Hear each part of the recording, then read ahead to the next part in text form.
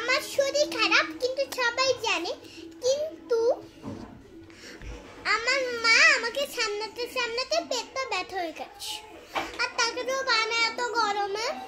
ওই জন্য আজকে আমি নিজেই হলো মাকে বলেছি, মা একটু গরম জলটা করে দাও, চান করে নিচ্ছি শ্যাম্পু দিয়ে সাবান দিয়ে করে দিয়েছে, আমি তাড়া করে চান করে নিয়েছি, তাতেই গেছে।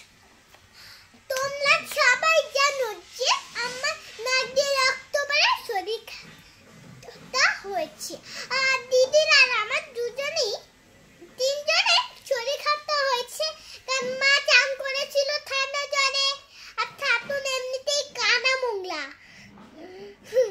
আর দিদি তো আমি আর তাতাই তো বৃষ্টিতে চান করে চলে এসেছি, দিদিটা এখনো আবার চান করে এসে বৃষ্টিতে আবার চলে গেছে ভিজতে। ওই জন্য দিদির বেশি জ্বর, এবার দিদির আর আমার একটু কম জ্বর এসছে।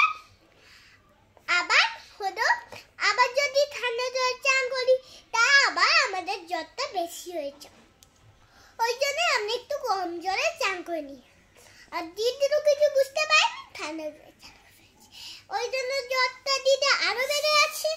এবার কি হবে আমি তো ভাবছি, তারপর আমি একটু দিদির আমি ওষুধ খেয়ে নিলাম।